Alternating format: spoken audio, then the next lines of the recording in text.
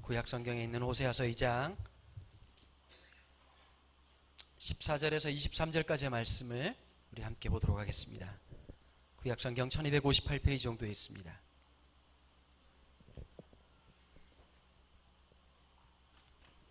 호세아서 2장 14절에서 23절입니다. 1258페이지 정도 있는 호세아서 2장 14절에서 23절까지의 말씀을 우리 한 절씩 한 절씩 교독하도록 하겠습니다. 제가 먼저 14절 읽을게요. 그러므로 보라, 내가 그를 타일러 거친 들로 데리고 가서 말로 위로하고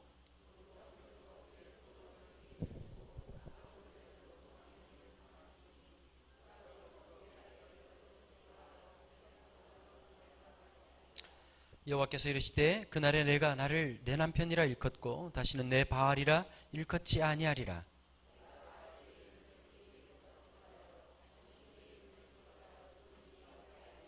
그날에는 내가 그들을 위하여 들짐승과 공중의 새와 땅의 곤충과 더불어 언약을 맺으며 또 이 땅에서 활과 칼을 꺾어 전쟁을 없이 하고 그들로 평안히 눕게 하리라.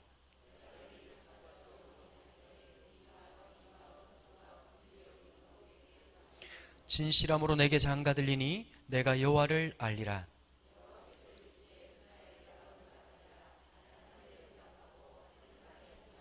땅은 곡식과 포도주와 기름에 응답하고 또 이것들은 이스라엘에 응답하리라. 내가 나를 위하여 그를 이 땅에 심고 긍휼히 여김을 받지 못하였던 자를 긍휼히 여기며 내 백성 아니었던 자에게 향하여 이르기를 너는 내 백성이라 하리니 그들은 이르기를 주는 내 하나님이시라 하리라 하시니라. 아멘. 호세아서 말씀은 우리가 참 잘 아는 듯하지만 잘 모르는 게 몇 가지가 있습니다. 소선지의 내용을 조금 이해하려고 하면요, 그 시대적 상황에 대한 이해가 있어야 훨씬 더 성경을 이해하기가 좀 불편하시죠. 밑에 앉아있어 보니까 위에 보는 게 되게 불편하실 것 같더라고요. 그래서 조금 이해를 하셔야 될 게 있죠. 여러분, 성경을 보시면 구약 얘기하시면 좀 이해가 안 되는 게 몇 가지가 있죠. 막 이상한 나라들 튀어나오고 도대체 뭐가 뭔지 잘 이해가 안 되시죠. 깔끔하게 오늘 정리 한번 하실까요? 구약 39권의 내용들을 역사적인 프레임으로 가지고 쉽게 설명을 드리면 창세기는 족장의 시대입니다. 아브라함, 이삭, 야곱이라고 하는 족장의 시대입니다. 그 족장 시대가 끝나고 나면 어떻게 되느냐?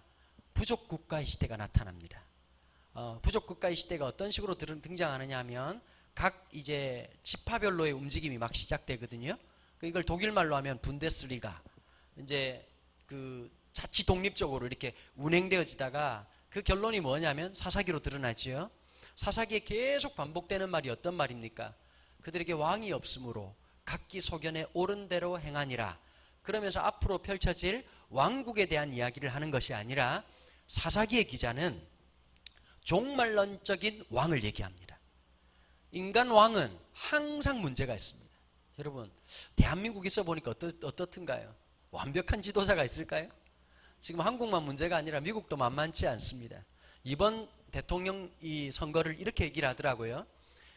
뭐 힐러리냐 아니면 클린턴이냐, 클린턴 힐러리냐 아니면 트럼프냐의 싸움이 아니라 민주당이냐 공화당이냐의 싸움이라는 거예요. 여러분, 조금 도덕적인 감각이 있을 때는 더 나은 지도자를 뽑는 게 원칙입니다. 근데 미국 이번 선거가 어떠냐면 어떤 놈이 덜 나쁜 놈이냐를 뽑는 선거가 돼버렸습니다.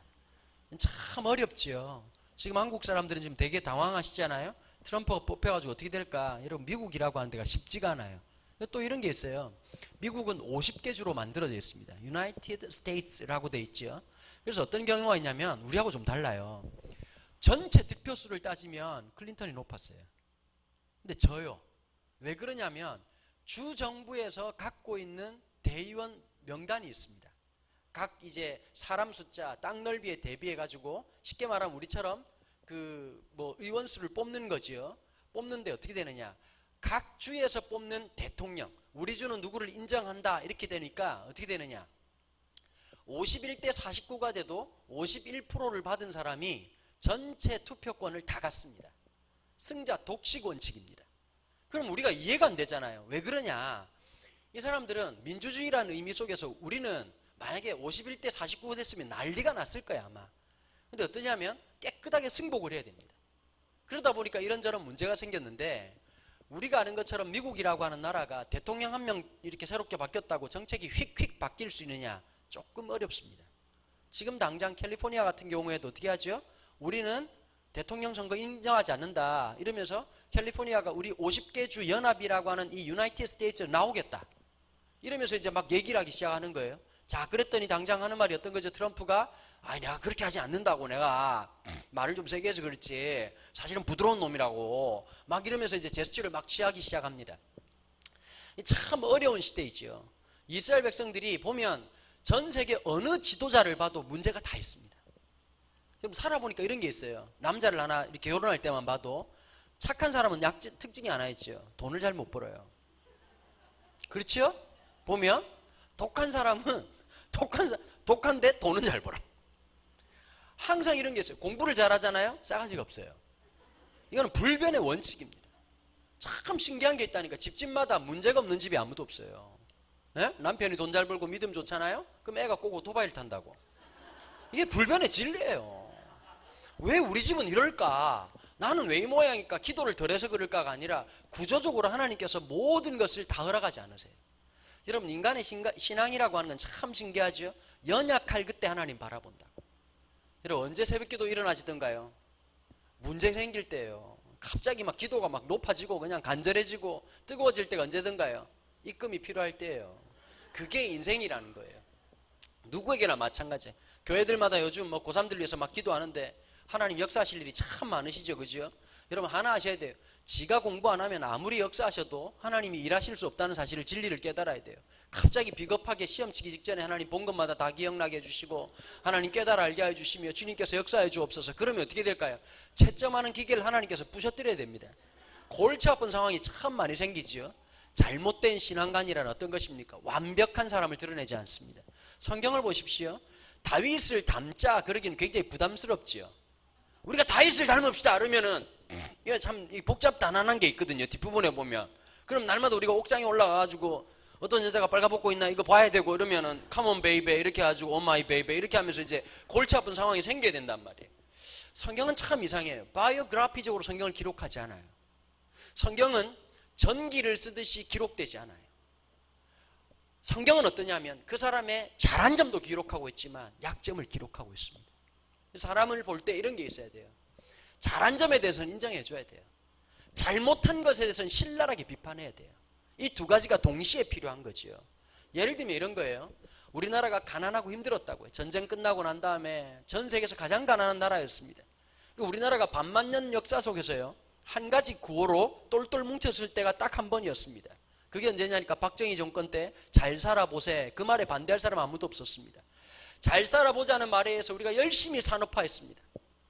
죽게 알면 살기로 했었습니다. 우리 할머니들 어떻게 하셨지요? 자식 놓고 자식 포대기에 엎고 새벽 강단에서 엎드려서 기도했습니다. 뭘 놓고 기도했을까요? 하나님이 이 아이들 밥 먹일 수 있게 해주세요. 하나님이 이 아이들만큼은 학교라도 보낼 수 있게 해주세요. 너무너무 가난하고 힘들었었습니다. 자, 그러면서 산업화를 하다 보니까 다 좋았느냐?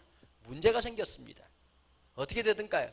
너무 권력을 많이 쥐다 보니까 정경유착이라는 형태도 나타나고 여러 가지 문제가 생기고 나니까 점점 어떻게 됐지요? 민주화에 대한 열망이 막 일어났습니다.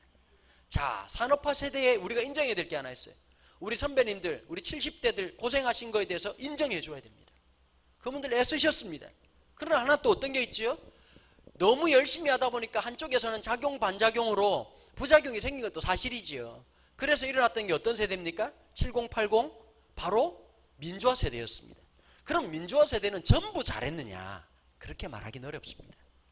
여러분, 지금 한국 사회는 이데올로기적 관점으로 참 많이 부딪히고 있지요. 어떤 게 있을까요? 산업화 세대와 민주화 세대의 갈등입니다.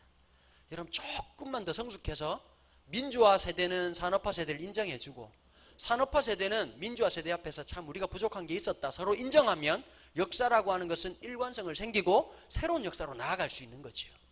좌파다 우파다 싸우면 뭐 하겠습니까? 여러분, 어떤 이 정치 철학에 보면 이런 말이 있거든요. 우파는 항상 부정하다. 부정부패가 문제다. 좌파의 문제는 뭘까요? 무능하다입니다. 여러분, 항상 역사라고 하는 게 그렇지요. 성경을 보니까 완벽한 왕 누구도 없었습니다. 사사기에서 말하고 있는 왕은 누구지요? 예수 그리스도를 상징적으로 나타내고 있습니다. 왕이 없었기 때문에 각기소견에 옳은 대로 행했던 그런 분데스리가의 삶이 끝나고 난 다음에 사무엘상으로 들어오면 왕국의 시작이 일어납니다. 왕국의 시작이 일어나는데 왕이 누가 될 것이냐로 시작하지 않고 왕의 기틀을 마련하는 사무엘이라는 사람을 하나님께 세우시는 장면이 나오지요. 그죠? 그러고 난 다음에 첫 번째 왕이 있던 사울왕이 나옵니다.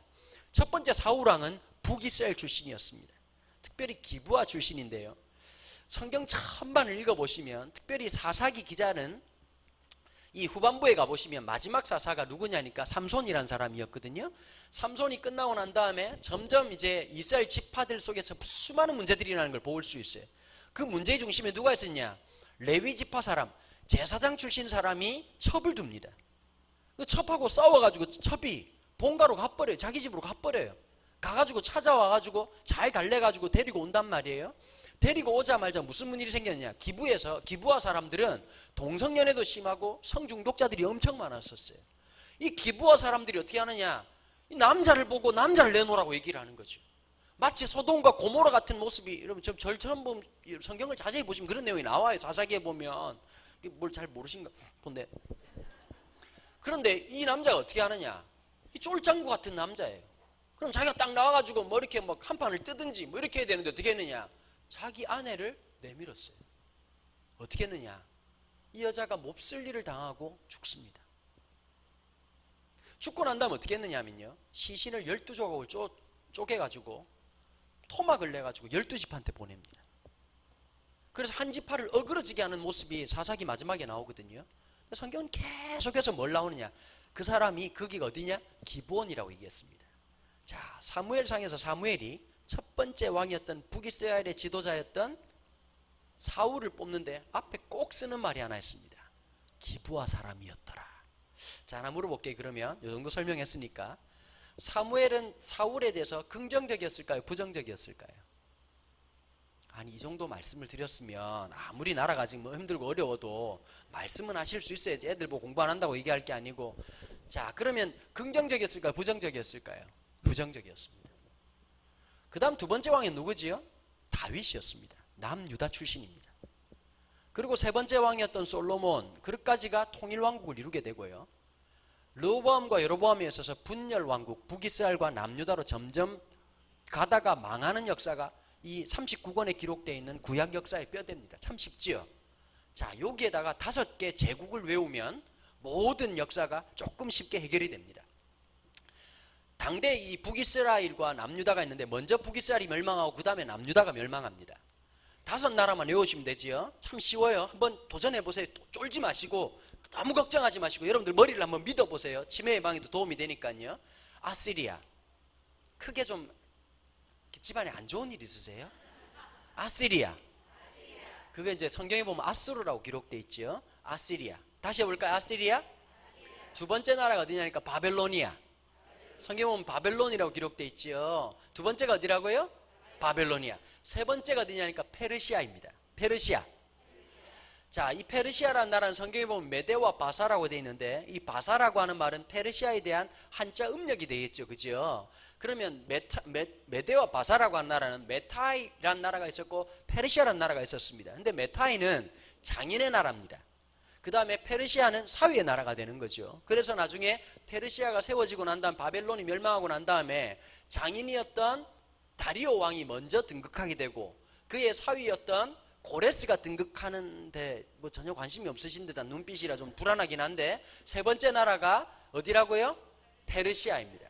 자, 네 번째 나라가 어디냐면 학교 다닐 때 알렉산더 대왕이라고 한번 들어보셨죠? 못 들어봐도 들어본 척 하셔야 됩니다. 최초의 대학과 도서관을 만들고 자기 이름을 본따서 그 지역 이름을 알렉산드리아라고 만들었습니다. 그래서 바로 이 알렉산더 대왕 때 뭐가 나오느냐면 히브리어로 기록되어 있던 구약 성경을 헬라어로 네 번째 나라를 헬라 제국, 그리스 제국이라고 얘기하거든요. 그리스 말이 한자로 말하면 헬라어입니다. 헬라어.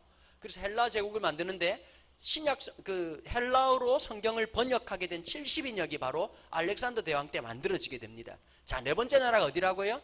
그리스 제국, 헬라 제국 이렇게 하면 됩니다. 5번째가 어디냐면 예수님 시대인 로마 제국입니다. 5개만 외우면 쉬우시죠? 첫 번째가 어디라고요? 아시리아. 두 번째가 어디라고요? 바벨로니아. 세 번째가 어디라고요? 페르시아. 네 번째가 그리스 제국, 헬라 제국. 다섯 번째가 어디라고요? 로마 제국. 다 외우셨네요. 자, 요게 다 맞아떨어져. 이게 백종원 맞는 간장 같은 그런 느낌이 들거든요. 북이스라엘이 먼저 멸망했다 그랬습니다. 어디에 멸망할까요? 아니, 그냥 당황하지 말고 순서대로 좀 얘기하시면 돼요. 어디에 멸망할까요? 아시리아에 멸망합니다. 그러면 남유다는 누구한테 멸망할까요? 그렇죠. 이 엄청난 것을 드디어 깨달으신 겁니다.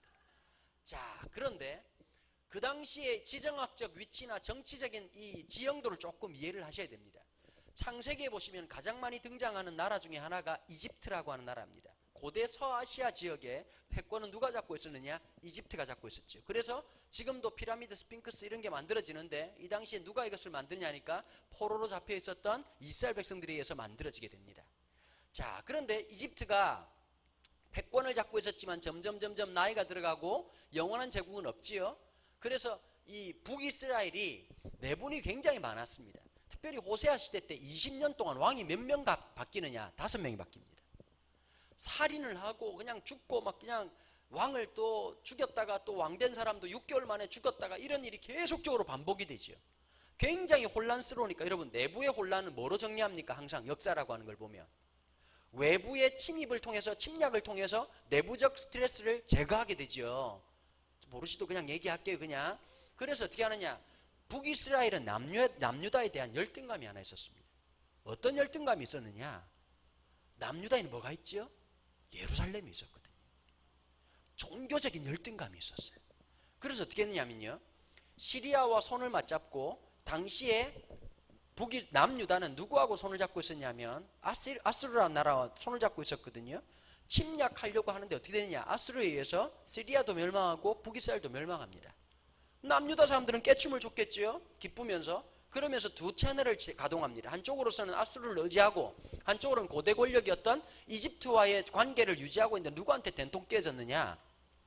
지금 현재 이란과 이라크 지역에 있는 바벨론 제국에 의해서 멸망합니다. 이 나라가 날아올 줄은 생각을 못했어요. 왜 그러냐?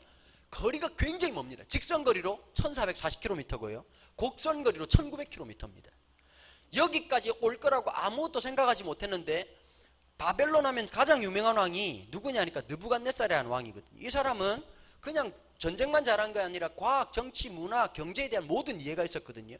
우리나라가 관계수로 낙동강에 있는 물을 끌어들여 가지고 농사 기법을 사용한 게 1970년도입니다. 5개년 개발 계획에 의해서 그때 만들어졌는데요. 이 바벨론이라는 나라는 유프라테스 강에 있는 강물을 끌어들여서 도시계획을 만들었던 최초의 사람이 느부갓네살 왕입니다. 거기다가 자기 아내 중에 한 명이 향수병에 걸려가지고 시름시름 앓고 있는 아내를 위해서 멀리서 보면 마치 산처럼 보이도록 만들었던 이 공중정원이라는 작품, 지금도 7대 불가사의 중에 하나이지요. 이 작품이 누구의 작품이냐니까 느부갓네살의 작품입니다. 이 사람이 침략을 해가지고 물리치게 하는데, 무너지게 만드는데 어떻게 되느냐? 고대 패권을 잡고 있었던 이집트가 누구와의 전쟁으로 무너지느냐? 바벨론과의 전쟁, 가장 유명했던 갈그미스라는 전쟁에서 드디어 이집트가 완전히 무너지게 되고 바벨론의 지배를 받게 되고, 그 당시 1차 포로로 잡혀갔던 사람이 누구냐? 유명했던 사람이 다니엘 같은 사람 되겠습니다. 자, 조금 지형이 들어오시죠? 자, 요 지형 정도로 좀 이해를 하시고 난 다음에 뭘 하셔야 되느냐? 호세아는 북이스라엘 출신의 몇 안 되는 선지자였습니다. 이 당시 동시대 때 사역자로 누가 있었냐면 아모스라는 선지자가 있었습니다. 하나님 나라의 좌파의 좌장격에 해당되는 분이시죠. 공의를 정의처럼 흘려라 이러면서 그냥 큰 소리 치고, 그 당시에 여러분 북이스라엘의 나라가 멸망할 때 예배가 없어서 멸망했을 것 같습니까? 천만의 말씀입니다. 예배는 흥왕했습니다. 문제는 뭘까요? 그 사람들 내면이 문제였던 거예요. 그 사람의 삶의 모습이 문제였던 겁니다. 어떤 문제를 갖고 있었느냐? 이 당시 종교 기득권 세력들, 당시 북이스라엘에 그래도 좀 내놓으라 하는 사람들이 어떤 짓들을 했느냐면 전부 다 고리대금을 냈습니다. 아모스에 보면 이런 일이 있거든요. 돈을 얼마나 빌려주느냐? 신발 한 짝값을 빌려놓고 이자를 얼마나 쳤냐면요, 연말 돼가지고 못 갚으면 그 집에 있는 딸이고 아들이고 다 잡아가 버렸습니다. 지금으로 말하면 산화머니 뭐 이런 거의 원조가 누구냐니까 바로 히브리인들이었죠. 이 사람들이었죠. 그래서 하나님, 아모스가 뭐라고 말하죠? 그러면서도 와가지고 하나님을 찬양한다 그러고 예배당 와가지고는 자기가 하나님 백성이고 선택받은 백성이다 그러고 11조 내고 하나님 쉽게 말하면 우리로 지체하면 감상금 내고 막 이렇게 하니까 아모스가 보다 못해서 어떻게 한 거죠? 정의를 하수처럼 흘려라. 공의가 어디 있느냐? 이렇게 외쳤던 선지자였습니다. 반면 호세아는 어땠냐? 조금 독특합니다. 보통 선지자들은 여호와께서 말씀이 누구누구에게 임하니라 이렇게 나타나죠. 그런데 호세아에겐 좀 독특한 명령이 나오죠. 너는 가서 음란한 여자와 결혼하여서 음란한 자식을 낳아라 이렇게 말했거든요. 이걸 뭐라고 말씀드릴 수 있냐? 제가 번역하기로는 이렇게 번역했습니다.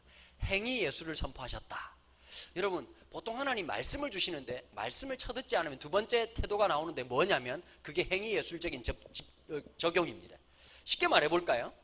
저도 이제 40대 중반을 살짝 넘어서는데 저희도 아이들을 키우다 보면 좀 기가 막힐 때가 있어요. 이놈 자식들이 말해가지고 잘 듣질 않아요. 말투를 들어보시면 알겠지만 오늘 찬양인도 하신 전사님 보니까 경북이시죠, 고향이. 어디세요? 영천이시죠. 저기는 주님 오실 때까지 절대 사투리가 변하지는 않습니다. 영천 쪽이 무섭습니다. 저는 고향이 부산입니다. 여러분들 들으시면 아, 저 사람도 사투리 쓰는구나 라고 느끼시겠지만 저도 고향 가면 니 이제 서울 사람 다 됐네 이런 말을 들을 만큼 많이 부드러워졌지요. 근데요 이 당시에 우리 집 아이들도 그런 게 있어요. 저도 보니까요 애들 보고 야 빨리 씻어라 그래 네 아빠 이러고 씻으면 문제가 없어요. 그치요?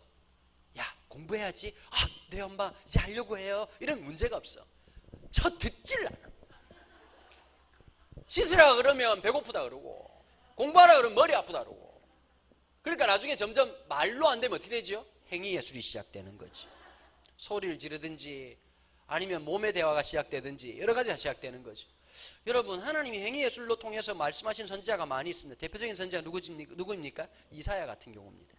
이사야는 3년 동안 빨가벗고 다녔습니다. 사람들이 깜짝 놀라요. 선지자님 왜 이렇게 빨가벗고 다니십니까? 네가 내 모습 보고 놀래느냐? 너희가 반드시 하나님 말씀을 순종하지 않다가 포로로 나처럼 빨가벗겨서 잡혀갈 것이다. 눈물의 선지 그러면 예레미야가 유명하죠. 예레미야는 좀 독특한 액세서리를 하고 다녔습니다. 목에다 뭘 메고 다니냐니까 소멍에를 메고 다녔습니다. 선지자님 왜 그러십니까? 너네들이 정녕 여호와의 말씀을 듣지 않으면 나와 같이 짐승처럼 끌려가게 될 것이다. 그런데 호세아는 어떻게 했느냐? 결혼의 언약을 주신 거예요. 여러분 보통 목회자 3호 그러면 우리가 생각하는 게 있잖아요. 그래도 뭐 이쁘고 자시고 하는 그래도 기본적으로 예의가 발라야 되고 믿음이 좋아야 되고 그래도 이렇게 뭐 안녕하세요 권사님 뭐 이런 예의가 있어야 하는데 기독교계에 없는 사모님이 한 분 들어오셨습니다. 이 고멜이라는 사모님 보니까 가슴 다 파져가지고 찌찌가 나올 것 같은 그런 옷에다가 똥꼬 다 보일 것 같은 치마를 입고 나타나셔가지고 12cm짜리 킬리를 신으시고 망사 스타킹을 신으시사 지금 당장 그냥 갯벌에 나와가지고 지금 낚시가 가능한 그런 시스템으로 오신 사모님. 교회 와도 영 어색한 거죠. 껌 씹으면서 이렇게 하면서 껌 씹으시는 이상한 사모님 나오셨단 말이에요. 기가 막힌 거죠. 그리고 자식을 3명을 낳습니다.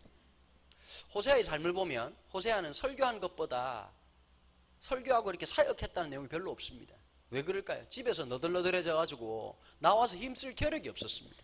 첫 번째 아이를 낳았습니다. 아이 이름을 하나님이 지으셨죠. 이스라엘이라고 지었습니다. 이스라엘이라고 하는 것은 지명입니다. 이스라엘이 어디냐면 이 갈릴리 호수에서부터 시작해가지고 지중해 연안까지 연결되고 있는 거의 이스라엘에서 유일한 곡창지대입니다. 이스라엘이라고 하는 뜻이 엘은 하나님이고요. 이스르라고 하는 뜻이 여호와께서 심으셨다. 곡창지대를 뜻합니다. 하나님의 축복이었죠. 그런데 여러분 이스라엘 역사를 면밀히 살펴보면 이스라엘은 축복이 아니라 저주로 바뀌게 됩니다. 이스라엘 하면 떠오르는 첫 번째 장면이 있죠. 첫 번째 장 정신병 걸려가지고 이상해졌던 여러분 지도자들이 귀신 들리는 건 뭐 한두 번 있었던 일이 아니니까요. 사울 왕이 어떻게 되죠? 마지막에 기브아산 전쟁을 시작할 때에 어디서부터 시작되느냐? 이스라엘에서 시작을 합니다. 결국 그도 죽고 아들이었던 요나단도 죽게 되지요. 그 다음에 또 하나가 있습니다. 이스라엘, 북이스라엘 가운데서 제일 악랄한 정권 그러면 누구냐니까 아합 왕이었습니다. 아합이란 남자는 좀 쩌졸한 남자였죠. 누구 마누라 폭에 쌓여가지고 누구처럼 꼭 쌓여가지고는 있는데 나봇의 포도원이 어디에 있었느냐? 이스라엘에 있었습니다. 기가 막히게 아름다운 거예요. 이걸 갖고 싶은 거예요. 나봇 보고 내가 값을 달라 그러면 값을 줄 것이고 더 좋은 포도원을 주겠다. 그런데 나봇이 거절합니다. 왜 거절했습니까? 이게 이스라엘의 땅에 대한 신학적 견해 때문입니다.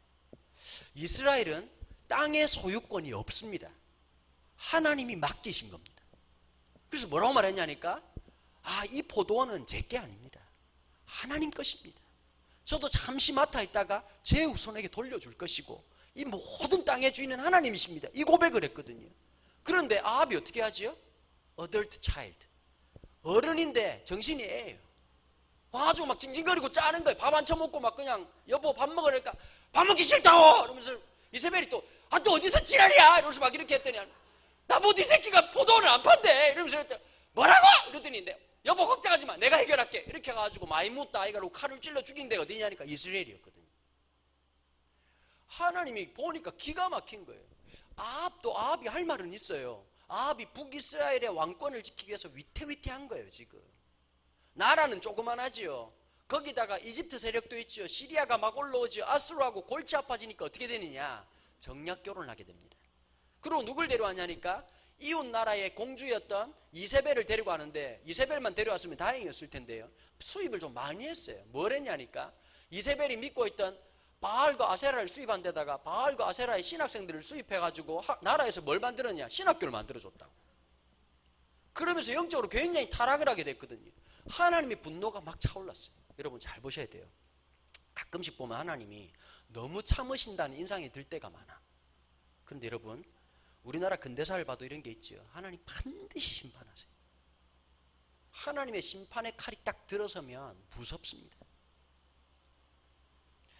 참 이번에 보면서요, 제가 참 정치적 견해는 다 다를 수 있으니까요, 우병우라고 하는 분이 자신만만하게 들어갔습니다.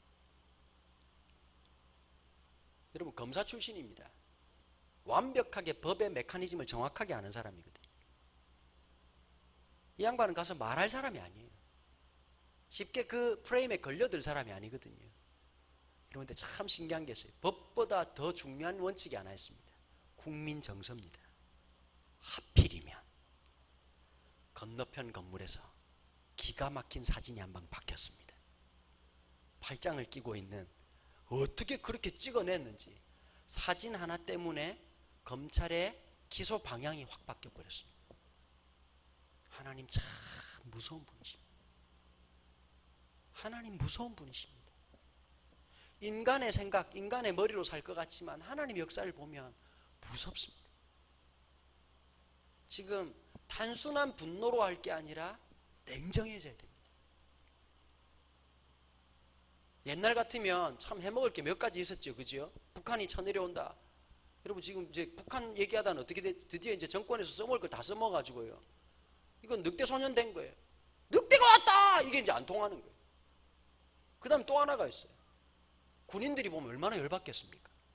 옛날 같으면 쿠데타 한 판 해야 되는데 심하게 민주화가 돼가지고 군인들은 지금 그냥 있는 거지요. 참 문제가 많이 드러나고 있지 않습니까? 이스라엘도 마찬가지였습니다. 하나님께서 기다리시다가 어떻게 했느냐, 이 아합 왕조를 오므리 왕조라고 얘기하거든요. 북이스라엘의 오므리 왕조라고 하는데, 이 오므리 왕조를 척결하기 위해서 예후라고 하는 왕을 하나님 세우십니다. 하나님께서 예후에게 딱 하나만, 야, 넌 딴 거 필요 없다. 오므리 왕조 완전히 쓸어버려라. 이세벨 죽이고 그 다음에 이세벨이 수입해왔던 수많은 바알과 아세라 신학생들 다 죽여버렸습니다. 죽였는데 나중에 보면 예후가 하나님 앞에서 어떻게 되느냐, 예후도 하나님 앞에서 심판을 받습니다. 왜 심판을 받았느냐, 가혹하게 처분했기 때문이 아니라, 참 이 아이러니하고 난센스한 게 뭐냐면, 예후가 개혁에 칼을 들었단 말이에요. 그죠? 근데 세월이 지나고 난 다음에 오므리 왕조가 했던 일하고 똑같은 일을 해요. 여기서 무서운 게 하나 있습니다. 미워하면 담습니다. 여러분 분노하면 담습니다. 난 아버지처럼 안 될 거야. 87% 아버지하고 똑같아집니다. 알코올 중독자 자녀들이 알코올 중독이 될 확률이 80%가 넘지요. 왜 그럴까요? 분노 때문에 그렇습니다. 저는 이번 사건에 분노로 끝나지 않았으면 좋겠다는 생각이 들어요. 제가 참 그래도 소망이 하나 생기더라고요. 지난주에 데모를 하는데 사람들이 너무 멋지게 데모를 하는 거예요. 야, 우리가 좀 성숙했구나 이제. 옛날 같으면 체류탄 쏘고 화염병 던지고 그냥, 여러분 피켓도 얼마나 좀 무시무시한 내용들이잖아요. 근데 이제 요즘은 좀 보니까 멋져, 이게 나라냐, 자꾸 완곡어법을 쓰면서 어떤 중학교 아이 하나, 고등학교 아이 하나 발표를 하는데 요즘 애들이 멍청한 줄 알았는데 너무너무 똑똑한 거예요. 문제는 뭘까요? 그런 애가 교회는 없다는 게 문제긴 하지만은 참 아이들 자세나 이런 걸 보면 아니 참 우리가 정신 바짝 차려야 되겠다 이 생각이 참 많이 들지요. 여러분 이런 게 있어요. 나는 다르다라고 생각하지만 나는 다르게 살 거라고 생각하는 게 그게 교만입니다. 사람에게 돈 맛이 딱 들어가기 시작하고 권력에 대한 맛이 들어가면 사람 변하는 건 시간 문제입니다. 여러분 그 호세아서 10장에 보면 우리나라 성경은 좀 잘못 기록되어 있는데 원어의 본문에 보면 이렇게 하나님 뭐라고 표현했냐. 이스라엘을 향해서, 북이스라엘을 향해서 너희는 열매도 맺지 못하고 땅도 버리는 포도나무다 이렇게 표현했어요. 그 본문 한번 보실까요? 10장 1절입니다. 걱정하지 마세요. 제가 시간 내로 맞춰드릴게요. 10장 들을만 하시죠? 예, 10장 1절 한번 읽어보실까요? 이스라엘은 열매 맺는 무성한 포도나무라. 그 열매가 많을수록 제단을 많게 하며 그 땅이 번영할수록 주상을 아름답게 하도다. 한번 잘 자세히 보세요. 이스라엘은 열매 맺는 무성한 포도나무라. 이까지 하면 굉장히 긍정적이죠. 그죠? 그죠? 근데 뒷부분에 보니까 그 열매가 많을수록 제단을 많게 하며 그 땅이 번영할수록 우상 숭배를, 우상만을 아름답게 한다. 그럼 부정적입니까? 긍정적입니까? 히브리어를 공부해보면 이 본문에 대한 이해가 조금 생기게 되죠. 히브리어 자체는 앞에 긍정이었다가 부정으로 나오지 않습니다. 아니면 여기 접속사가 분명히 들어가가지고 앞문장과 뒷문장의 전환이 일어남을 드러내야 되는데 문제가 하나 있습니다. 우리나라는 무성한이라고 하는 이 단어를 풍성하다, 많이 맺는다라고 표현했지만 히브리어의 이 단어는 두 가지 뜻이 가능합니다. 하나는 무성하다라고 하는 풍성하다는 뜻도 되지만 하나는 뭐냐니까 완전히 패배하였다, 무너졌다, 썩었다 이런 뜻을 가지고 있습니다. 그래서 송병준이라고 하는 교수님이 익스포지터리라고 하는 그 책에 보면 참 요 본문을 잘 해석을 했습니다. 요 본문을 뭐라고 했냐니까 이스라엘 백성들은 열매도 맺지 못할 뿐더러 땅도 버리는 나쁜 포도나무다 이렇게 해석을 했어요. 여러분 한번 볼까요? 대나무를 심었는데 다음날 참나무로 바뀝니까? 그건 자연계에서 있을 수가 없죠. 분명히 대나무를 심었는데 아버지 일어나 보니까 나무가 참나무가 됐는데요. 이런 일이 없단 말이에요. 자연계에서는 일어날 수 없지만 사람한테는 일어날 수 있습니까? 없습니까? 있습니다. 여러분 10년 전에 성령 충만했던 사람이 10년 후에 사탄 같은 사람이 될 수 있습니다. 하나님의 은혜로 뜨거웠던 사람이 몇 가지 사건 때문에 사람이 변하는 건 시간 문제입니다. 그래서 구약에 보면 하나님이 탄식하시죠. 내가 극상품 포도나무를 심었는데 너네들이 지금 이게 뭐냐? 나무가 변했다. 이 말씀을 하시거든요. 이스라엘이 거지게 됐던 거 바로 그게 누구냐니까 예후의 왕조였습니다. 예후가 사람들을 죽였던 바로 그것이 이스라엘이었거든요. 또 하나가 있습니다. 이스라엘은 사사 드보라, 기드온, 이스라엘 계곡에서 다 싸움이 시작됩니다. 그러니까 쉽게 말하면 이스라엘이라고 딱 말을 하면요, 이스라엘 백성들은 두 가지가 또 하나님의 축복이고 하나는 더 강하게 임하는 이미지가 뭐냐면은 피로 물든 땅 이런 뜻입니다. 여러분 쉽게 말해볼게요. 이스라엘 백성들이 보면 아프리카 쪽에 보면은 1년에 산모작이 가능합니다. 근데 전부 다 굶어 죽거든요. 왜 그렇습니까? 내전 때문입니다. 서로 권력을 잡겠다고 수많은 사람들 죽였습니다. 여러분 대한민국은 어떻습니까? 1950년대 한국전쟁이 일어나고 전 세계에서 가장 가난한 나라였습니다. 기적을 일으켰다고 얘기했습니다. 한강의 기적이 일어났습니다. 여러분 우리 하나님 백성답게 살아가나요? 대한민국만큼 음란하고 이 정도 발전한 나라 속에서 부정부패가 만연하고 수많은 문제들이 득실되고 있는 이 문제 앞에서 우린 자유롭지 못합니다. 하나님 축복을 분명히 주셨습니다. 우리에게. 여러분 70년 지났는데 통일하지 못한 유일한 나라가 우리나라밖에 없습니다. 하나님 복을 주셨습니다. 우리는 그 복을 복되게 했습니까? 그 축복을 복되게 했습니까? 이스라엘이죠. 두 번째 아이가 태어납니다. 로루아마라고 하는 이름입니다. 히브리어로 로라고 하는 말은 아니라고 하는 뜻입니다. not, 부정어입니다. 그러면 루아마를 해석하면 루아마는 훨씬 더 쉽게 해석되겠지요. 루아마라고 하는 것은 사랑을 받은 자, 은혜를 받은 자 이런 뜻입니다. 근데 루아마라고 하는 말이 어디에서 파생되어진 말이냐니까 라캄이라고 하는 명사에서 파생되어진 말입니다. 하나님의 긍휼, 하나님의 자비, 하나님의 인애라고 해석되어지는 이 라캄이라는 단어는 하나님의 감정을 나타내는 명사는요, 히브리인들은 독특합니다. 인간의 장기의 한 부분으로 그 감정 명사를 표현하거든요. 보통 어디냐고 물어보면 100% 심장이라고 얘기를 하는데 제가 말하는 걸로 뭐 아니겠죠, 그죠? 참 묘합니다. 남자에게 없는 장기입니다. 여자에게 있는 유일한 어디냐니까 자궁입니다. 자궁인데 어떤 자궁이냐? 자궁은 두 단어가 있거든요. 라힘이 있고 라캄이 있습니다. 라힘은 착상이 안 된 자궁입니다. 임신이 안 된 자궁이고, 라캄은 어떨까요? 임신이 된 자궁입니다. 제가 여자를 보면, 제가 아내를 보니까 그런 게 있더라고요. 첫 번째 애를 딱 낳을 때 임신 테스트 해가지고 이제 쓰고 와가지고 얼굴이 발그레지면서 이렇게 말하는 거, 여보 애기가 생긴 것 같아요. 그러면 첫째 애에 대한 느낌 어떨까요? 남자들도 참 막 그냥 가슴이 뛰고 내가 아빠가 됐구나, 그 마음 때문에 첫째 애 나오면 정신이 하나도 없는데, 이제 둘째쯤 생길 때쯤 되면 이제 그런 판타지 다 사라지고 이게 보통 일이 아니란 놀라운 사실과 인간인지 동물인지 모를 수 있는 그 존재가 뒹굴뒹굴 돌아다니면서 있는 이 모습을 보면서 둘째가 생겼다고 하는데 정신이 하나도 없는 거지요. 자, 그런데 이런 게 있어요. 아빠들은 다 그렇진 않겠는데 제가 그랬거든요. 첫째 애가 태어나가지고 사랑관계가 딱 생겼어요. 나는 본 적이 없잖아요. 애가 태어나고 본 거잖아요. 그런데 이제 둘째가 딱 태어났는데 낯선 거예요. 무슨 말씀인지 좀 이해하시겠죠? 첫째하고 라포가 형성되고 있다가 둘째가 딱 생겼는데 낯선 데 있잖아요. 남자는 둘째하고는 친해지려고 하면 시간이 필요합니다. 근데 엄마들은 독특해요. 한 번도 본 적이 없어. 근데 태어나가지고 산부인과에서 그렇게 말하는 엄마 못 보셨죠? 어머 너 처음 본다 얘, 이렇게 말하는 엄마 아무도 없거든요. 왜 그럴까요? 네가 남자든 네가 여자든 네가 어떻게 생겼든 상관없이 부모의 엄마의 사랑이라고 하는 것은 자궁에서부터 시작되거든요. 그러니까 루아마라고 하는 말은 어떤 뜻이냐니까 자궁에서부터 사랑을 받은 존재. 너의 어떠함이 아니라, 네가 공부를 잘하고 네가 뭐 잘났고 네가 어떻게 한 것이 아니라 너의 존재의 시작부터 사랑을 받았던 존재. 루아마라고 하는 말은 굉장히 깊이 있는 말인데 그 앞에 뭐가 붙었다고요? 루아마. 자궁에서부터 거절되었다. 세 번째 아이가 낳습니다. 로암미입니다. 이 암미라고 하는 말은 내 백성이라는 법률적인 뜻입니다. 루아마가 감정적인 관계 속에 있다면 세 번째인 이 로암미라고 하는 것은 법적인 효력을 나타냅니다.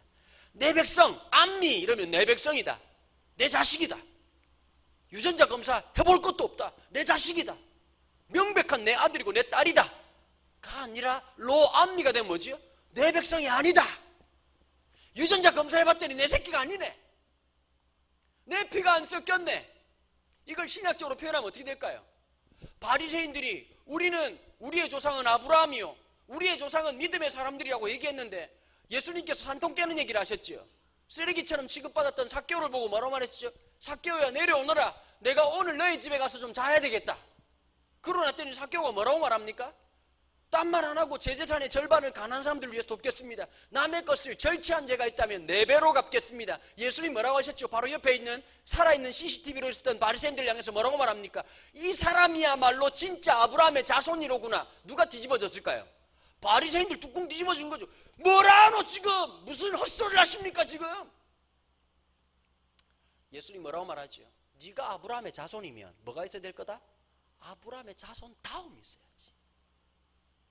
여러분 3대째 국밥집 갔는데 앉았는데 맛이 엊그저께 시작한 느낌이 나면 3대째 국밥이라고 하는 간판이 부끄러운 거죠. 또 말기 못 알아들으시죠? 제가 눈을 떠보니 기독교 집안입니다. 저는 4대째 예수 믿는 집안에 태어났습니다. 저는 종교를 선택해 본 적이 한 번도 없습니다. 종교는 이미 정해진 상태로 태어났습니다. 거기다 조금 부담스럽게 아버지가 목사님이셨습니다. 그런데 이 목사님이 일반적 목사님이라기보다는 조금 과격하신 목사님이셨습니다. 해병대 161기를 나오시고 전능한 팔을 가지고 계시고, 저는 한 번도 아버지랑 대화를 해본 적이 없습니다. 그분이 명령을 하셨지 저와 대화를 하기를 원하지도 않으셨고 여러분 이게 이런 게 있어요. 서울 사람들은 말을 참 길게 하더라고요. 너 그렇게 안 하면 아빠한테 혼날 거야. 아빠 되게 기분 나빠. 이런 말을 경상도 말로 어떻게 하느냐. 아주 짧고 임팩트 있게 합니다. 새끼 확 이렇게 하면 모든 말이 끝납니다. 그래서 경상도 사람들 어릴 때부터 분위기 파악을 빨리 합니다. 거기다가 왜? 이러는 순간 2대 맞을 것 5대 맞습니다. 항상 모든 말과 느낌에. 그래서 여러분 멀티플 미닝이 많아요. 경상도에서 마라고 하는 말이 굉장히 많은 뜻이 있거든요. 그때마다 문장 속에서 느낌 속에서 그러니까 이게 뭐가 똑같으냐니까 전라도에 거식이랑 똑같은 의미가 있습니다. 아, 마 하지 말란 뜻도 있고 왜 눈치가 없냐 지금이 그럴 때이냐 여러 가지 미닝이 있거든요. 그러니까 늘 맞으면 하루에 가정예배 2번씩 드렸습니다. 새벽 6시에 한 번, 저녁 6시에 한 번. 전 초등학교 때 그때 처음 알았습니다. 우리 집만 이런 이상한 집안이라는 사실을 그때 처음 알았습니다. 초등학교 4학년 때 전도사님이 설교를 하시는 거예요. 친구들, 우리는 예수님을 믿기 때문에 영원히 천국에 갈 거예요. 천국에서 영원토록 예배 드릴 거예요. 그때 개종을 결심하게 되었습니다. 야, 하루에 2번도 죽어버릴 것 같은데 평생 드린다. 야, 이거 생각만 해도 미쳐버리겠다는 생각이, 이게 무슨 천국이냐 이런 생각이 들었습니다. 여러분, 제가 인격적으로 주님을 만나기 전까지 우리 자녀들이 주님 앞에 나온다는 게 굉장히 어렵습니다. 많은 분들이 이렇게 우리 애가 목사님 초등학교 3학년 때까지만 해도 엄마 아빠가 막 힘들었으면 하나님께 기도하면 되잖아 엄마 막 이렇게 했던 애가 갑자기 어느 날 갑자기 교회를 안 가겠다는 거예요. 갑자기 중학생이 되더니 이 마귀 새끼가 됐다는 거예요. 그럼 여러분 중등부 교사 선생님들이나 중등부 사역자 고등부 사역자들이 믿음을 버려라 네 마음대로 살아라 그냥 거치게 살아라 이렇게 말했을까요? 여러분 이런 게 있어요. 따라해볼까요? 학습된 신앙은 유통기한이 있다. 초등학교 3학년 때 끝납니다. 초등학교 4학년 때 딱 들어가면 자아라고 하는 게 딱 생기기 시작하면서 주님이 나를 창조하셨다. 하나님 우리를 창조하셨다. 이 말이 벌써 이제 걸리기 시작하는 거예요. 만들려면 잘 만들든지. 아니 분명히 서련이나 이런 애들 보면 참 잘 뽑아주셨다는 게 명백하게 드러나는데 자기 얼굴을 거울로 딱 보자마자 어떤 마음이 들까요? 만들다가 떨어뜨렸구나. 이 생각을 지울 수가 없는 거예요. 이런 공부도 그런 거거든요. 공부 잘해라 그러는데 공부라고 하는 게 열심히 한다고 다 됩니까? 대답을 하시려. 열심히 하면 다 됩니까? 엄마들 절 보세요. 난 엄마지만 요리는 못한다. 손 한번 들어보세요. 지금 손 든 분들이 문제가 아니라 무슨 말인지 못 알아듣는 분들이 지금 문제입니다. 자꾸 그러니까 남편이 아침에 밥 안 먹고 회사 간다 그러고 김장하면 애들이 긴장을 하고 막 그러지 않습니까? 여러분 노력한다고 다 되는 게 아니에요. 애들 마음속에 이런 게 있어요. 하나님 날 창조하셨다면 무언가를 잘하든지 뛰어나든지 대단해야 된다라고 하는 사고방식이 있어요. 여러분 잘못된 성경관이지요. 그리스도인들이 남들보다 뛰어나기 때문에 내가 하나님 백성이라고 하는 것을 증거하는 게 아닙니다. 남들보다 높기 때문에 내가 그리스도인이라고 말하는 게 아닙니다. 하나님의 부르심을 살아가는 겁니다. 그게 낮은 자리이든 부족한 자리이든. 여러분 만약에 그런 식으로 설명하면 설명 안 될 거 많지요? 장애우들 어떻게 설명할 겁니까? 가난하고 힘든 나라에 태어나가지고 한 번도 마음 편히 먹고 사는 문제 해결하지 못한 그 사람들 어떻게 해석할 겁니까? 각자의 삶의 자리가 있거든요. 근데 애들이 그게 너무너무 힘든 거예요. 지치는 거예요. 부모들이 어떻게 할까요? 닥달을 치는 거죠. 막 열심히 해라 열심히 해라. 교육관이 왔다 갔다 하는 거예요. 제가 볼 때 제일 조심해야 돼요. 엄마들이 아파트 사는 엄마들 특별히 갑절에 영감이 있어야 돼. 아파트에 우리의 마음을 조장한 아줌마들이 꼭 하나씩 있거든. 어머 자기 애들 학원 안 보내? 뭐 진짜 정신이 없어 지금. 그러면 어떻게 될까요? 마음이 너덜너덜해지는 거예요. 갑자기 우리 애만 멍청해지는 것 같고 가만히 앉아서 집에 있어 보니까 기가 막힌 거. 엄마들이 이런 거예요. 초등학교 들어가기 전에 저는 그냥 애들 마음껏 놀리고 편하게 있으려고요. 그랬더니 갑자기 옆 동네 아줌마가 우리 애는 4살 때부터 한글을 뗐다는 둥 이렇게 하자마자 7살인 아들을 쳐다보니까 이게 사람인지 짐승인지 분간이 안 되고 있고 땅바닥에 떨어지는 과자는 처먹고 앉아가지고 있으니까 갑자기 엄마가 뭐라고 하면 너 이렇게 앉아봐. 여기 앉아봐. 볼펜 잡고 연필 잡고 딱 똑바로 앉아야지. 이놈 새끼 아주 그냥 지혜비 닮아가지고 그냥 똑바로 앉아봐. 기억, 니은, 엄마 하기 싫어 이러면 이놈의 자식이 이런단 말이에요. 제가 느낀 게 하나 있어요. 중학생들 중에 한글 몰라서 힘든 놈들 아무도 없습니다. 다 합니다. 때 되면 다 합니다. 한국 사람들은 강박이 너무 많아. 돌 되고 나면 걸어야 된다는 강박이 있어. 성경에 나옵니까 그런 말이? 늦게 걷는다고 걔가 못 걷는 거 아니면 죽을 때까지 걸어야 됩니다. 맞아요 안 맞아요? 여러분 한글을 빨리 배우는 것보다 필요할 때 배우는 게 훨씬 나아요. 왠지 아세요? 한글을 빨리 익힌 애들은 문자를 뭐로 인식할까요? 문자로만 인식을 해요. 어떤 애들 한글 모르는 애들은 나비라 그러면 역동적인 모습, 노랗고 빨갛고 수많은 걸 상상하거든요. 우리나라는 그런 걸 허락하지 않아. 참 신기하죠? 옛날보다 교육도 훨씬 많이 시켰는데 요즘 애들이 더 멍청하거든요. 신기하죠? 이게 어디 나오느냐? 출애굽기적 삶이야. 출애굽기 갔더니 하나님이 딱 명령하셨거든요. 광야 공동체에 주신 식사 공동체가 뭐였습니까? 만나 공동체였어. 1인당 한 오멜씩 거두라 그랬는데 이게 성격 유형별로 다 다른 거야. 불안한 놈 더 담았네. 어떤 사람은 더 담고 싶어도 노동력이 안 돼서 못 담는 사람이 있었네. 근데 성경이 뭐라 그랬지요?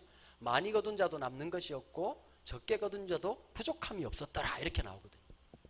여러분, 내 자식이 지금 공부 잘한다. 유통기한 25살 때까지입니다. 인생 후반전 살아봐야 됩니다. 맞습니까? 안 맞습니까? 제 말이. 맞습니까? 안 맞습니까? 살아봐야 합니다. 지나봐야 하는 겁니다.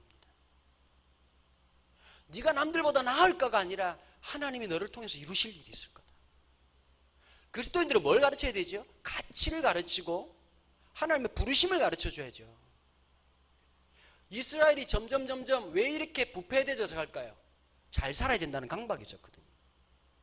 오늘 본문에 보면요, 이 3명의 애를 낳고 난 다음에 고멜이라는 여자가 원래 뭐 이렇게 이 고달픈 남자하고 만나고 사는 그런 인생이 아니라 버라이어티한 인생을 살아가지고 이 답답한 남자하고 못 사니까 어떻게 했냐?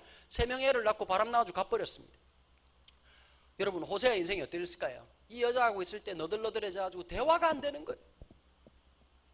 여러분, 저는 꼭 말씀드리고 싶은 게 하나 있어요. 믿는 사람들끼리 만나도 가치관이 부딪힐 때가 있다고. 저는 4대째 예수 믿는 집안이고 제 아내는요, 저희 이제 2대째인데 저희 아버님은 혹시 여러분 교단 중에 고신이라고 들어보셨어요? 제가 고신대 신학과 출신인데 제 아내는 단 한 번도 지금까지 살아오면서 목에 단추를 풀러본 적이 한 번도 없어요. 짧은 치마를 입어본 적도 없어요. 주일날 돈 써본 적이 없는 사람이에요.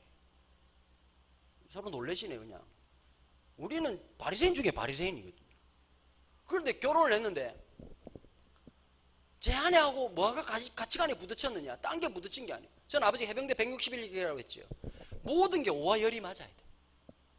그 다음 저희 아버지는 치약이 줄을 서서 딱 맞추고 있어요.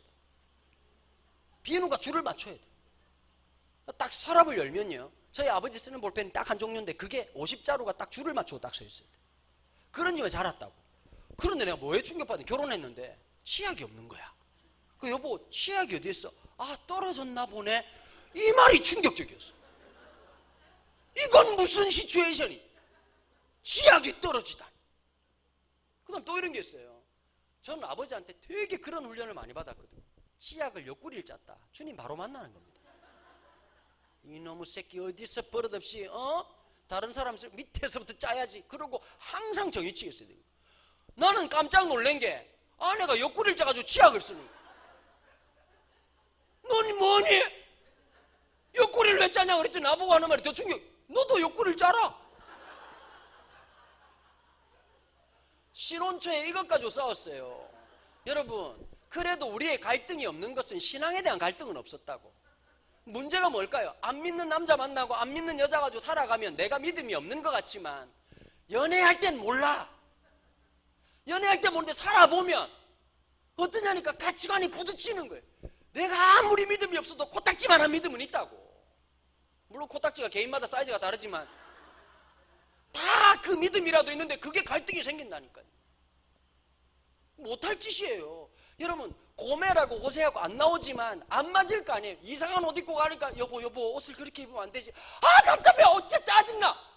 대박. 진짜 당신이 패션을 알아? 진짜 짜증 죽겠어. 이렇게 하고 나가는 거예요. 목회하러 설교하러 갔다 오자마자 교인들이 전부 다 하나같이 아이고야 사모님 때문에 제가 상처를 받았습니다. 사모님 옷 때문에 내가 눈을 못 뜨겠습니다. 그러면 막 호세가 여보 옷을 그렇게 입으면 안 돼. 짜증난다고. 자식 3명 놓고 도망가 버렸다. 여러분, 진짜 이 착한 이 호세아가 얼마나 마음이 힘들었겠어요. 여러분, 호세아 2장 금방 우리가 읽었던 말씀에 13절까지가 호세아 집안 결혼한 얘기고요. 14절부터가 갑자기 하나님 이야기가 쑥 등장하는 거예요. 14절에 보니까 그러므로 보라. 여기서부터 하나님의 얘기예요. 잘 보세요. 이 두 드라마가 딱 연결이 되는 거예요. 지금까지 고멜하고 호세하고의 결혼 얘기가 딱 나오다가 갑자기 인터셉하면서 딱 들어오는데 그게 하나님 이야기가 나와. 자, 장면이 바뀌는 거예요. 보라. 내가 그를 타일러 거친 들로 데려가서 말로 위로하고. 이 집안에도 하나님도 뭘 얘기하느냐. 받아가지고 바람 나가지고 도망간 여자 얘기라는 거예요. 근데 이 여자를 찾았어, 하나님이. 말로 위로해가지고 거친 들로 데려갔다. 여러분, 거친 들이 어딜까요? 광야입니다. 광야가 어떤 장소지요? 히브리 백성들이 이집트에서 개고생하고 고난당하고 있을 때 하나님께서 내 사랑하는 백성들을 끄집어내가지고 어디로 데려오셨어요? 광야로 데리고 오셨다고. 여기가 어디냐니까 첫사랑의 장소야. 여러분, 이런 게 있어요. 하나님의 감성이 보면, 하나님의 사랑이 드러날 때 남성적 감성으로 드러날 때도 있지만 이런 감성은 굉장히 여성적입니다. 어떠냐면 이런 거예요. 여러분, 남자 여자가 오랫동안 결혼 안 하고 연애를 하면 위기가 옵니다. 그럼 여자들 어떻게 하느냐? 밤새 고민하거든. 이 남자는 가만인가? 그만둬야 되나 말아야 되나? 이거 수십 번 수백 번 하다가 마지막 어디 하느냐? 그래도 그 두 사람이 추억이 많았던 첫사랑의 장소를 가. 첫 키스했던데 가서 여자는 물어. 여기 오니까 뭐 생각나는 게 없어? 그때 남자들이 대답을 똑바로 했는데 뭐? 끝! 하나님이 어딜 데려갔다고요? 거친 들로 데려가는 거예요. 첫사랑이 시작됐던 거고. 가서 뭐라고 말하냐? 하나님의 말로 타이르는 거예요. 이제 내가 더 사랑할게. 이제 나만 바라보는 거야? 여러분, 한번 생각해 보세요. 내 마누라가 바람났다. 바꿔서 한번 말해볼까요? 남자들은 별로 그런데 감각이 없으시더라고요. 내 마누라 바람났다 그러면 표정들이 어떠냐니까 뭐 괜찮다는 표정으로 가만히 계시는데 여자분들은 좀 달라요. 남편이 바람났다. 처음에는 배신감에 몸을 떨겠지요. 맞아요, 안 맞아요? 막 바들바들 떨고 눈물 났다가 화가 났다가 눈물이 났다가 화가 났다가 정신이 조금 들면 어떠냐니까 궁금한 게 하나 있어요. 도대체 어떤 년일까? 이 생각이 딱 나요. 맞아요, 안 맞아요? 궁금하지 않으세요? 아니, 호세아 입장에도 내 마누라가 바람난 그 놈이 어떤 놈인지 어떤 놈 시킨지 아주 그냥 보고 싶을 거 아니에요. 보고 싶으셔야 돼. 보고 싶으시죠? 13절을 보면 그 놈이 나옵니다. 같이 한번 읽어볼까요? 그가 귀고리와 폐물로 장식하고 그가 사랑한 자를 따라 그날따라 귓구멍에다 뭘 달고 폐물을 달고 난리를 치고 나가더만 나를 잊어버리고 향을 살라 향수를 막 뿌리고 쳐나가더만은 누구를 만나느냐? 만나보니까 그 놈이 미스터 바알이었어. 여러분, 이스라엘 백성들이 계속 바알 프레임에서 못 벗어나거든요. 왜 바알을 내가 어릴 때 하루에 가정예배 2번 드리고 하루에 성경을 석장씩 읽었다고. 주일날은 7장. 주일날이 제일 싫었어, 아주. 초등학교 졸업하기 전까지 성경을 한 10번 정도 읽었으니까요. 근데 읽으면서 구약을 읽을 때마다 나도 모르게 무슨 마음이 나니까 이스라엘이 돌대가리 같은 놈들 어지간하면 하나님 말 좀 쳐듣지 어째래 말을 안 듣노 이러다가 나중에 나이 들어보니까 그 놈이 나더라고요. 우리 얘기더라고. 왜 바알의 프레임에 들어갔느냐? 이유가 하나예요. 이스라엘 백성들은 원래 유목민들이에요. 유목민으로 있다가 가나안 땅에 딱 들어왔는데 토착민이 되면서 뭐가 시작됐죠? 농경 문화가 시작됐어. 여러분, 농경 문화라고 하는 것은 절기가 있어요. 아무 때나 씨 뿌립니까? 아닙니다. 절기라고 하는 것은 모두 다 뭘 품고 있지요? 신화적 스토리를 담고 있어. 하나님 참 신기한 거야. 내니 두려워하지 마라. 내가 너와 함께 할 것이다. 두려워하지 마라. 가나안의 7 종족을 두려워하지 마라. 내가 너와 함께 할 것이다. 근데 하나님, 씨앗은 어떻게 심습니까? 내니 두려워하지 마라. 내가 너와 함께 할 것이다. 내가 너와 함께 할 것이다. 아니, 하나님 알겠는데 농사는 내니 두려워하지 말라. 내가 너와 함께 하실 것이다. 하나님 안 가르쳐줘. 맞아요, 안 맞아요? 아니, 예를 들면 교회 오면 엉뚱소리 하거든. 이 시간 믿음으로 말씀으로 뭐 직장생활 어떻게 해야 되는지 상사들한테 어떻게 해야 되는지 뭐 이런 거 이 시간 말씀을 붙들고 오직 말씀과 기도로 주의 은혜로 붙잡아 주실 때 역사할 줄 알면 아니 그게 아니라 지금 상사가 또라이 같은 놈이 말씀과 기도로 우리가 나가면 이게 똑같은 프레임이 있었던 거예요. 그러니까 이스라엘 백성들이 답답한 거예요. 맞아 안 맞아요? 어떤 놈이 분해한 설상가상으로 뭐가 됐지요? 이스라엘이 처음으로 그 땅에 있는 볶은 곡식을 먹자마자 뭐가 없어졌다고요? 만나가 내렸다고. 자, 그러니까 당장 먹어야 될 게 없거든요. 그러면 씨앗을 심어야 되는데 농경법을 전혀 몰라. 분명히 분이 팍 못하고 급한 놈들은 겨울에 막 씨를 뿌렸으니까 나겠습니까? 안 나겠습니까? 거기서 등장하는 것이 뭐냐면 농경사회에 있던 계절의 왕이었던 이 계절을 지배하는 모든 절기를 지배하는 신화적 요소가 발견됩니다.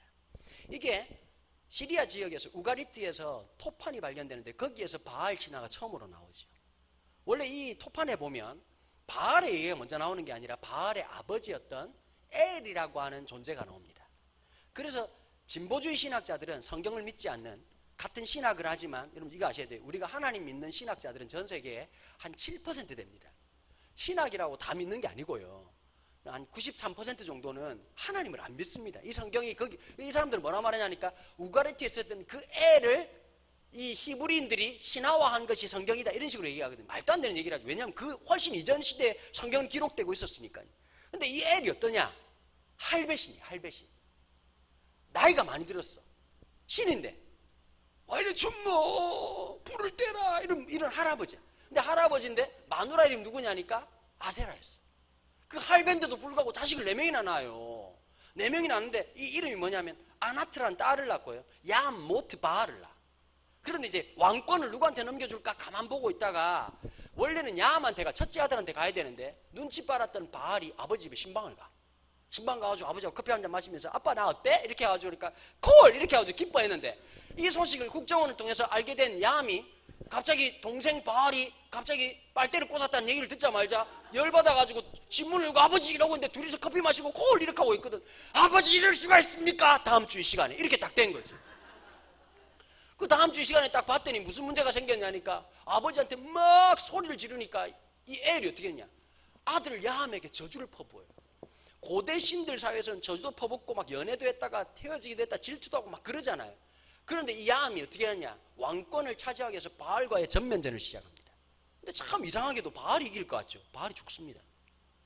그 다음부터 이게 갑자기 이야기의 반전이 막 시작돼. 이 집의 첫째 딸이었던 아나트라고 하는 이 여신이 어땠냐니까 자기 친오빠였던 바알을 짝사랑했어. 지나치게 사랑했어. 그 바알이 죽었다는 얘기를 듣자마자 뭐라고 이러고 사악하게 이럴 데 없는 이 여잔데 이 신화에 보면요 아나트가 존재하는 신들을 아버지부터 다 죽여버려. 다 죽여가지고 얼마나 죽여놨든지 피가 허벅지까지 차올랐다 그랬어. 근데 갑자기 이 얘기가 어디로 가느냐? 숲속 공주님 이야기로 가. 오빠! 이러고 막 바알이 죽은데 눈물을 뚝 떨어뜨리는데 바알이 살아요. 그럼 바알이 죽었을 때가 계절로 따지면 뭐가 될까요? 겨울이 되는 거예요. 바알이 살아날 때가 언제일까요? 계절로 보면. 그렇지요. 그래서 여러분 바알과 아세라 신화에 보면 뭐가 있냐면 봄의 절기와 가을의 절기가 제일 커요. 설명을 하는 거예요. 이 사람들이 바알과 이 아세라를 믿으려고 한 게 아니고 어떻게 했냐니까 이 절기를 따라가지고 그걸 따라가다 보니까 점점 어떻게 된 거지요? 점점 어떻게 된 거지요? 변했던 거예요. 그리고 바알과 아세라의 신과는 독특해. 바알은 하늘의 신이에요. 남자 신이고는 하늘의 신이고요. 아세라는 땅의 신이에요. 이 바알도 웃긴 놈이야. 나중에 누구랑 결혼하냐? 아나트랑 결혼 안 해. 아버지의 아내였던 아세라하고 결혼한다고. 이 콩가루 집안이에요. 집안이 콩가루예요. 그런데 이 아세라는 땅의 대지의 신이거든. 이걸 갖다 섹슈얼하게 해석했다. 하늘의 신인 바알이 비를 내리고 우로를 내리는 것을 남자의 정액으로 봤고 대지를 뭐로 봤냐? 여자의 자궁으로 봤어. 그래서 최초의 아이돌 걸그룹이 어디서 나오느냐? 바알과 아세라의 사제들에서 나와요. 이 사람들은 예배가 달라. 이스라엘 백성들은 예배 드릴 때 참 이게 대속죄일날 이럴 때는 심각하잖아요. 그죠? 자기 짐승 데려와가지고 제가 이런 죄 지었습니다. 저런 죄 지었습니다. 그러면 제사장이 와가지고 막 짐승을 찢는데 짐승이 가만히 있겠냐고. 소가 소 이러고 하고 죽겠습니까? 막 소도 살라고 막 소리 지르고 양도 막 소리 지르고 막 그렇게 하고 난리를 치는데 대속죄일날 거기다가 제사장이 들어갈 때 피가 모자라면 자로 죽잖아요. 그죠? 예? 얼마나 불안했겠냐. 그런데 바알과 아세라의 제사는 기가 막힌 거예요. 바알이 남성이니까 여자 사제가 필요한 거지. 여기 지금 보니까 여자 사제들 중에 될 사람이 아무도 없는데 그러니까 점점 이렇게 좀 보고 이렇게 바알을 흥분시킬 수 있는 그러니까 이제 서령급에 해당되는 그런 아이들이 이제 쭉 나와가지고 이 말을 알아들어야 무슨 설교를 듣는데 와가지고 막 아주 성적인 춤을 춘다고.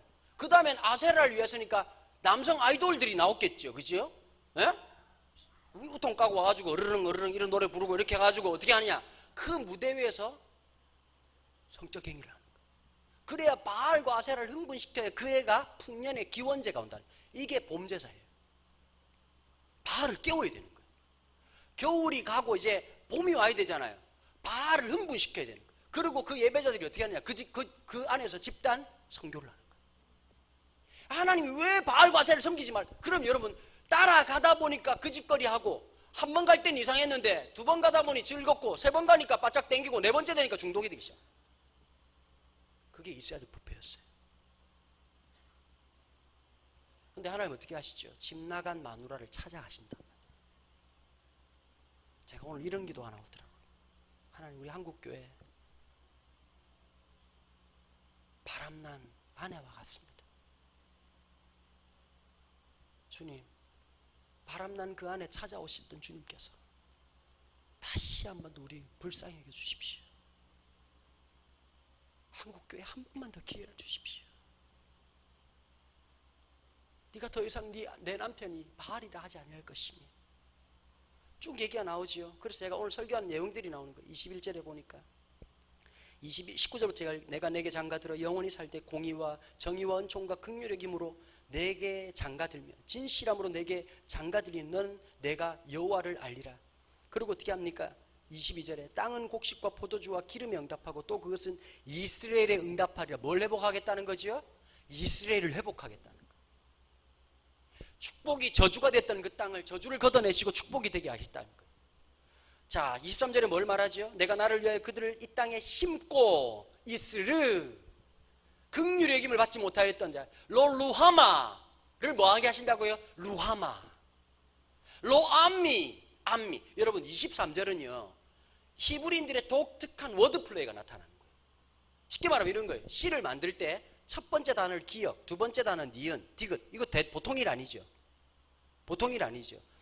요런 전문적인 한국말로 절대 해석 안 되는 시가 있습니다. 사사기에 보면 삼손이 에낙고레에서 낙이 특별로 1000명을 쳐 죽이고 난 다음에 목이 말라가지고 에낙고레에서 하나님 내가 죽겠습니다 그랬더니 샘물을 터쳐가지고 먹고 난 다음에 시를 적는 장면이 있거든요. 한국 시로 보면 이게 시가 아니에요. 왜냐하면 히브리어로 보면 알파벳으로 A, B, C, D 이렇게 해가지고 쭉 만든. 그러니까 삼손은 이 당시에 힘으로도 유명한 사람이지만 쉽게 말하면 최고의 힙합 부르는 가수였어. 라인이 살아있었다니까. 오늘 이 말씀이 이런 거예요. 로암미, 암미, 루하마, 루하마, 이스르엘. 하나님 역사가 있는 거예요. 언제 그런 일이 있을까요? 다시 우리가 그분을 바라보기 시작할 때. 3장에 보면 호세아의 재혼식이 시작돼요. 재혼의 근거가 뭘까요? 하나님 만약에 아무 말도 안 하시고 호세아야 가가지고 바람난 여자 찾아오너라, 이거 여러분 말이 됩니까? 지금 하나님 장난하십니까 지금? 이 여자 때문에 내가 너덜너덜해져가지고 내가 결혼할 마음이 없었어요. 내가 하나님이 나보고 그자하고 결혼해, 아주 내가 진짜 그때만 생각하면 진짜 열이 쳐받아가지고 종교를 바꾸려고 그러다가 아주 그냥 그렇게 말할만 하잖아요. 맞아요 안 맞아요? 근데 왜 할까요? 3장에서 오늘 읽었던 말씀 때문인 거예요. 호세아야, 너 마음 힘들지? 네가 느끼는 그 배신감, 그 모멸감, 그 마음의 아픔이 내가 느끼는 마음, 이 백성을 바라보는 내 마음. 여러분, 호세아의 핵심이 뭔지 아세요? 음란하지 말라, 타락하지 말라가 첫 번째 포커스가 아닙니다. 조직신학적으로 말하면 하나님은 어떤 분이신지를 드러내는 것이죠. 신론적 의미를 가지고 있죠. 하나님은 어떤 분이시죠? 전능하셔서 말씀으로만 역사하시고 겁을 주신 하나님이 아니라 어떤 분이시죠? 당신의 감정을 피조물인 인간에게 나누시는 분이라고. 사랑하는 여러분, 자녀 돌보다가 열받을 때 많지요. 중고등부 선생님들 손 한번 들어보세요. 중고등부 선생님들. 이분들은 선생님이 아니라 선교사예요. 예? 미전도 종족 선교사들이에요. 교회는 어릴 때 다녔지만 한 번도 주님을 인격적으로 만난 적이 없는 겁나게 힘든 놈들이에요. 이분들이 토요일만 되면 어떻게 되는지 아세요? 가위에 눌려요. 걔들 만날 거 생각하면 온몸이 떨리고요. 이런 두 가지 현상이 있어요. 2016년이 빨리 끝나도 주님이 오시는 둘 중에 하나는 빨리 됐으면 좋겠다, 이런 마음을 갖는 분들이에요. 여러분, 사춘기 자녀를 둘 때마다 마음이 어떠세요? 힘드시죠? 하나님 물으시는 거예요. 힘들지? 네가 느끼는 그 마음이 내 마음. 제가 호세아서를 강해 설교하다가 참 많이 울었어요. 하나님 많이 아팠겠다. 내 자식도 말 안 들을 때 너무 속상하고 그게 너무너무 마음이 아프고 속이 뒤집어지는데 하나님은 오래 참으셨구나. 한국교회 내다버려도 시원찮은데 하나님 오래 참으셨구나. 하나님, 우리가 여러분 회복될 수 있는 근거가 뭘까요? 우리가 기도 많이 하기 때문이 아닙니다. 우리가 회복될 수 있는 기준이 뭘까요? 하나님의 긍휼입니다. 하나님의 한없는 사랑입니다. 교회가 마지막으로 회복되어야 될 게 뭘까요? 영혼을 향한 사랑입니다. 이뻐서 사랑하는 게 아니라 하나님이 우리를 그렇게 사랑하셨기 때문입니다. 하나님의 사랑을 알면, 나를 향한 그 놀라운 사랑을 알면 우린 3장을 살아갈 수 있는 겁니다. 사랑하는 성도 여러분, 자녀 때문에 힘들다라고만 생각하지 말고 나를 그렇게 사랑하셨던 주님을 만나게 되길 축복합니다. 다시 한번 그 마음의 중심이 회복되기를 바라고요. 다음 세대를 향해서 이 마음을 품게 되기를 바랍니다. 왜 숫자가 안 느냐? 왜 빨리 안 하느냐? 여러분, 가끔씩 그럴 때가 있잖아요. 어떤 집안 이런 게 있어요. 학교 안 가겠다고 난리치는 놈이 있어. 엄마가 부탁해, 학교 한번 가줘. 겨우 학교를 가. 엄마는 너무 기뻐. 여러분, 기준이 다르잖아요, 사람마다. 그런데 와가지고 아무것도 못해가지고 너 학교 가지고 공부 잘하냐? 이렇게 말하면 그 엄마 마음이 어떨까요? 또 말귀 못 알아들으시죠? 지금 겨우 학교 가는 놈한테 너 머리 꼬라지가 이게 뭐냐? 염색을 하고 대가리에다 색을 묻혀가지고 이놈 시켜가지고 그냥. 여러분, 무슨 마음인지 아시겠죠? 하나님 아버지의 마음을 품으시라고요. 지금 얘네들 보고, 우리 다음 세대 아이들 보고 왜 믿음이 없냐? 엄마가 누군데 아빠가 누구네? 갑자기 와가지고 갑자기 뭐 이렇게 막 호적등본 떼와가지고 갑자기 연결 짓는다고 얘가 믿음이 생기는 게 아니란 말이에요. 우리가 해야 될 게 딱 하나예요. 한 사람의 인격이 주님을 내면적으로 인격적으로 만날 때까지 사도 바울적 표현을 빌리자면 해산의 수고를 아끼지 않겠다, 이 표현이 필요한 거예요. 속이 상해야 엄마예요. 자녀 때문에 눈물 흘려본 적이 없는 부모가 어떻게 부모겠어요? 사실은 우리가 그 아이들 때문에 부모가 되어가는 거예요. 성숙해가는 거예요. 그렇게 이해 안 되던 일들이 수없이 많았는데 세월이 지나고 나니까 이해 안 될 일이 없어. 왜 그럴까요? 속상해 본 사람들이 신앙이 성숙한 거예요. 영적인 소비자들이 아니라 하나님의 마음, 하나님의 감정을 느끼는 사람들에게 하나님 뭘 주실까요? 하나님 은혜를 주시는 거예요. 이 시간 우리 한번 동성으로 한번 같이 기도했으면 좋겠습니다. 먼저 첫 번째, 우리 자신을 놓고 기도합시다. 하나님, 저에게 한 번만 더 기회를 주십시오. 하나님, 우리 한국 그리스도인들에게 한 번만 더 기회를 주십시오. 하나님의 긍휼과 하나님의 사랑에 기대입니다. 아버지, 바람난 여인을 찾아오셨던 것처럼 다시 시키시고 다시 신부로 맞아들이셨던 것처럼 하나님, 우리의 신앙, 우리의 삶, 우리의 모든 것 회복되게 도와주옵소서. 두 번째 기도할 것이 있습니다. 여러분, 자녀를 위해서 기도하십시오. 하나님, 내 아이 때문에 평가받고 내 아이 때문에 열등감이 생기고 내 아이 때문에 자존심이 상했던 것이 아니라 부모다움이 있게 도와주시고 성숙함이 있도록 그 주님 은혜를 베풀어 주시옵소서. 시간 우리 통성으로 오늘 깨닫는 말씀마다 오늘 들으신 말씀 기억하면서 우리 기도에 들어가신 분 나오실 때까지 한번 통성으로 함께 기도하며 나가겠습니다. 기도하겠습니다.